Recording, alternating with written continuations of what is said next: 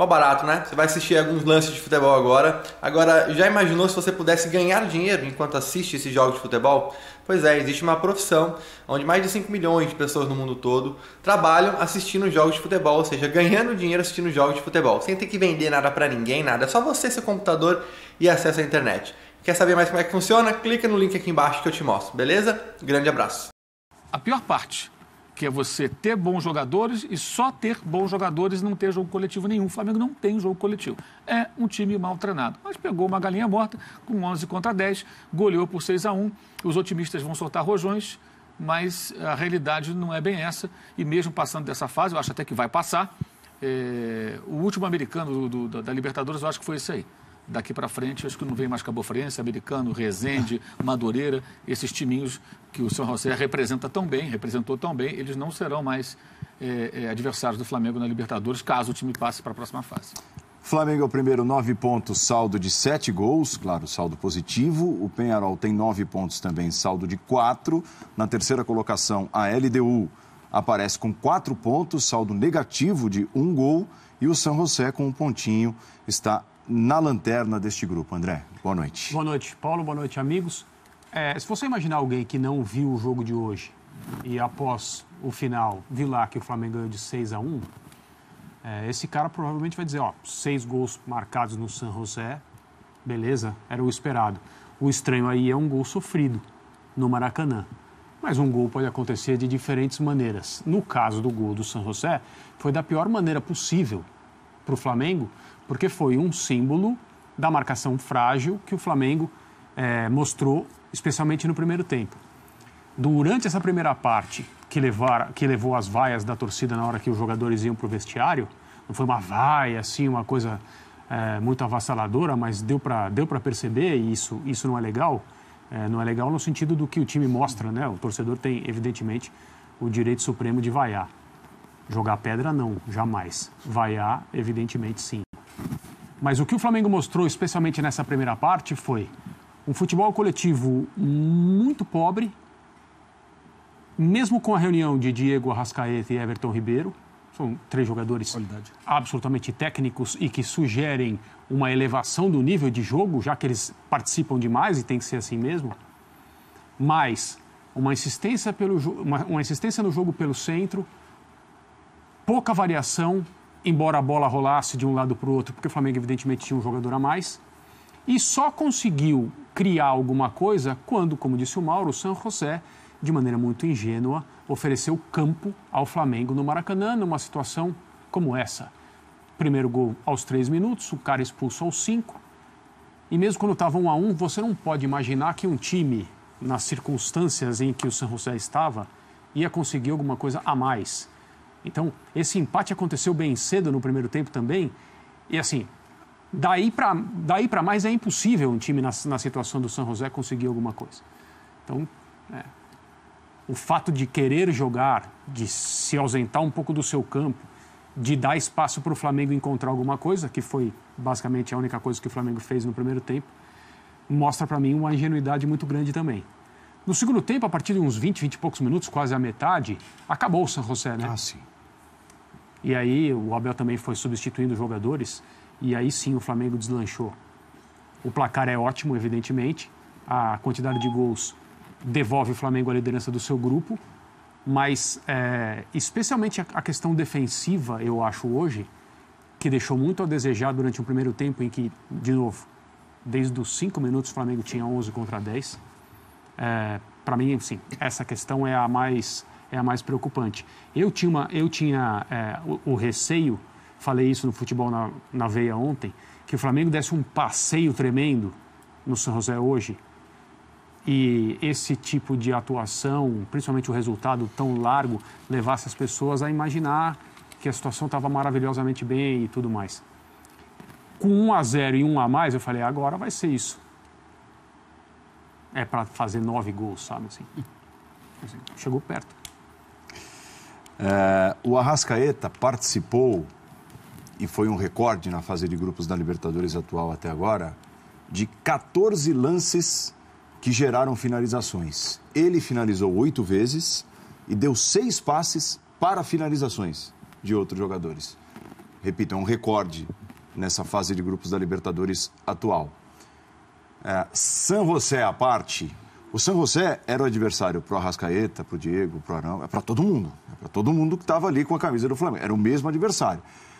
San José à parte é algo relevante. A partida que fez o Arrascaeta é relevante, Tironi. Boa noite. Boa noite. É relevante, é verdade. E assim, depois, com a situação que estava de escalação, né? Não poder contar com o Gabigol, não poder contar com o Uribe, só faltava o Arrascaeta não jogar hoje, né? E aí havia esse risco, né? Pois é. Porque a dúvida era ele ou o Vitinho. Então. E o Vitor Gabriel seria o centroavante, que o Bruno Henrique ontem praticamente foi cortado do jogo.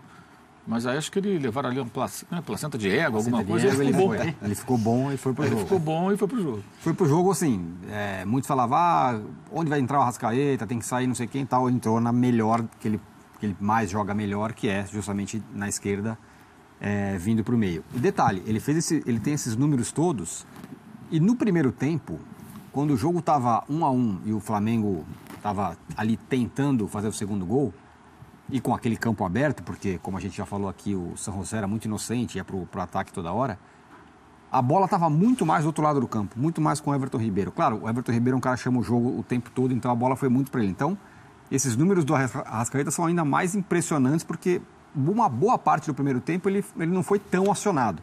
Depois sim foi e tem esses números muito relevantes.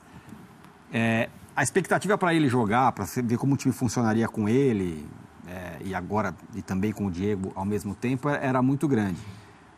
O medo se concretizou, que é o fato de tanto ele quanto o Everton Ribeiro jogarem muito pelo meio, né? Como são pontas invertidos, né? Que jogam com o pé invertido, eles estavam toda hora jogando pelo meio. Acho que dá para corrigir isso, né? Ainda mais com jogadores tão talentosos como eles dois.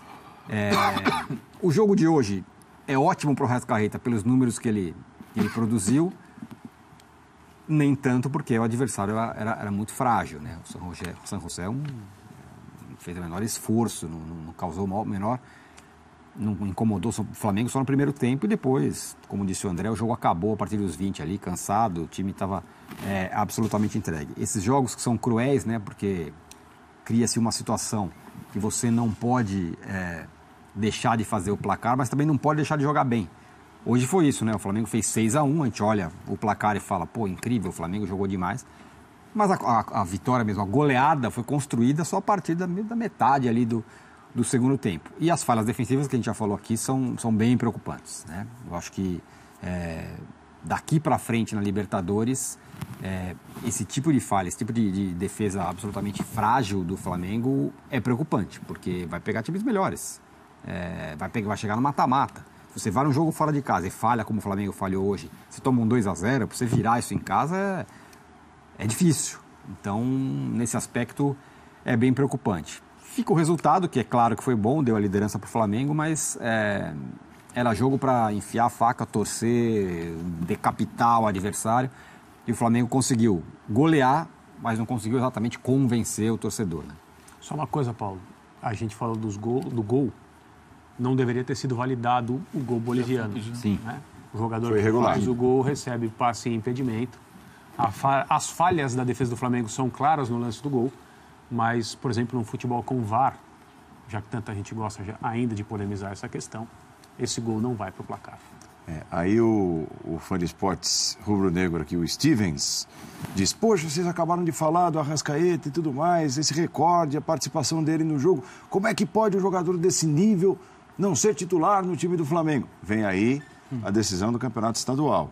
O Uribe segue machucado, pelo jeito seguirá, o Gabriel pode voltar. Você começou o programa dizendo que o jogo de hoje traz dúvidas. Você acha que essa atuação do Arrascaeta e a parceria com o Everton Ribeiro, porque os dois se procuraram em boa parte do jogo, põe ali pelo menos um pouquinho de dúvida atrás da orelha do Abel para a escalação do jogo, para a decisão do campeonato estadual? Eu achei engraçado porque eu pensei na parte ofensiva e, claro, vocês não iam falar também, não precisavam bater na mesma tecla, mas a visão do Mauro e do André para o lado defensivo, que tem espaços, né? Achei curioso isso, achei bom. Paulo, acho que não põe pulga nenhuma atrás da orelha do Abel. Acho que está definido. Ele só jogou porque 2 outros não jogaram. Não jogou o titular e não jogou o reserva. Então, eu acho que está definido, eu acho que está na cabeça dele e, normalmente, o Abel ele é coerente com o que ele pensou na vida inteira, o que ele pensa até hoje, mas deveria colocar uma pulga gigante atrás da orelha. Porque eu não preciso falar da questão financeira, né? A transação, tal. Já compraram vários bondes por aí, o bonde, com o tempo, ele sai do trilho, ele não fica. Não é o caso do Arrascaeta. Então, não é a questão financeira que vai colocar ele em campo. É o que ele tem, é a qualidade que ele tem, que ele já mostrou, é o potencial. Nenhum outro jogador do Flamengo vai jogar com Luizito e Cavani por muito tempo na vida. O Arrascaeta vai, ou seja, ele ainda vai crescer bastante. E quanto antes você facilitar a vida dele, o entrosamento, a relação com o clube, com o torcedor, tudo, eu acho que é melhor para você. É um investimento dando resultado. Mas, repito, acho que a dúvida é minha e não é da comissão técnica. Acho que está definido. Ele vai buscar um espaço dele. Por quê? Ele não vai tirar o Arão. E ele não vai tirar o Diego. Eu nem estou falando dos do lado do campo, que seria mais Bruno Henrique? Uma coisa natural. Eu não acho. O Bruno Henrique chegou, deu resposta imediata. É um jogador que tem algo que o Arrascaeta não tem, que é a velocidade. É o jogador da profundidade, é o jogador para abrir a defesa. Eu acho que ele vai esperar. Uma outra contusão. O elenco é grande, o campeonato também é grande. Tudo. É a minha opinião. Ele tem uma situação que se apresenta bem peculiar, né? Porque o Bruno Henrique ele tem uma lesão muscular, tinha, né, pelo menos, não acho que tenha ficado 100% bom. Pelo que eu entendi, fizeram ali um tratamento para que ele pudesse ter condições de jogo. Um técnico que adora poupar jogadores, né? Se ele for um jogador que não estava nos planos na véspera, praticamente cortado nesse jogo, em tese, no próximo jogo você preserva esse cara, porque você tem outras opções. Se o Bruno Henrique fica no banco, ou até fora do banco, joga Arrascaeta, volta Gabriel Barbosa, Gabigol para o comando do ataque e segue a vida.